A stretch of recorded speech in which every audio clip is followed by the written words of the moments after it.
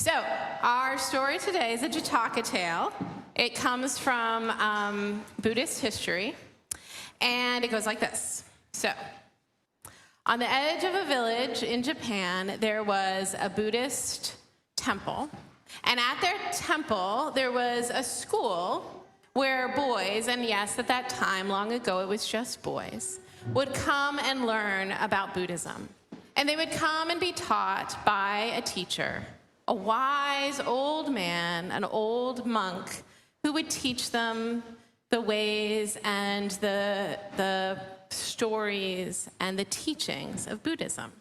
He was a wonderful teacher, and the boys loved him. Now, the temple was growing old, and it was starting to kind of fall into disrepair.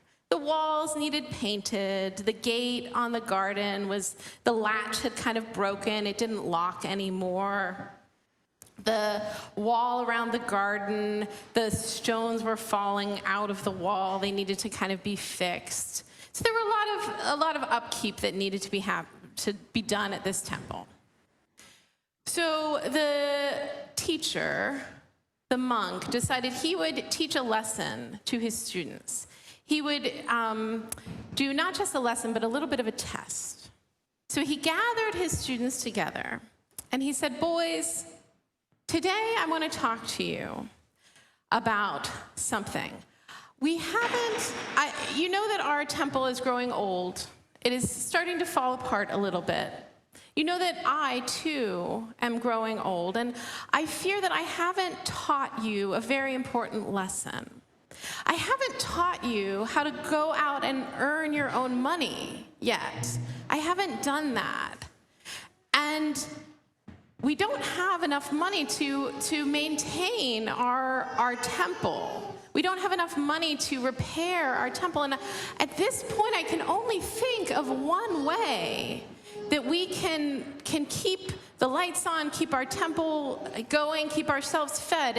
And this is the only way I can come up with. I don't know if you've noticed, but there are many rich people in our village. Have you noticed that there are many rich people in our village?" And the boys nodded because they had noticed that. They could tell that there were rich people in the village. They could tell because the rich people had clothes that had gold thread woven through the fabric. They could tell because the rich people wore hats that had feathers on them. They could tell because the rich people carried purses that were filled with gold coins. And the purses looked heavier than other people's purses. Back then, men and women both carried purses, and they looked heavy if they had lots of gold. And the teacher said, "Now I want you to look for the rich people, the people with the heaviest purses. Those people have more money than they need. They have plenty to share. I want you to follow those rich people. Find one who is all by themselves. And if no one is watching, and only if no one is watching, I want you to steal their purse." Now, the boys were shocked. They were very surprised. And one of the boys said, "But teacher, didn't you tell us we should never, ever take something that doesn't belong to us?" And the teacher said, "Well, yeah, sure, yeah, I did. But now now you have to listen very carefully to what I'm telling you. I told you only if no one is watching should you steal the purse. Only if no one is watching. When should they steal the purse?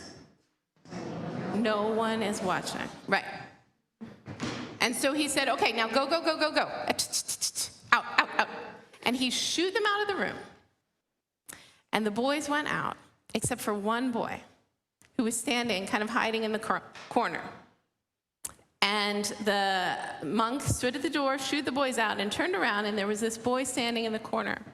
And the monk said, "Why have you not left? Why have you not gone off with the other boys to go steal purses and save our temple?" And the boy said, well, teacher, I can't do it. It is an impossible task.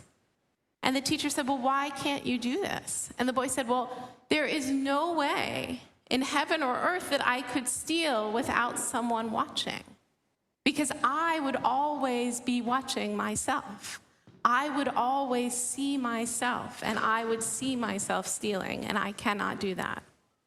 And the teacher said, yes, that is the lesson I wanted you to learn. Now run and go find your friends and bring them back before they get in trouble. And the boy went running, and he didn't have to run far because all the other boys were just beyond the garden gate, huddled in a tight circle, trying to figure out how they could possibly do this and not upset their teacher, knowing that it was wrong for them to steal. So he brought the other boys back. No one had done anything bad. And the teacher explained to them that, yes, of course, it was not right for them to steal. And he said, there is always inside of you a voice telling you the right thing to do. You just need to listen to that quiet voice. Thank you for listening to my story today.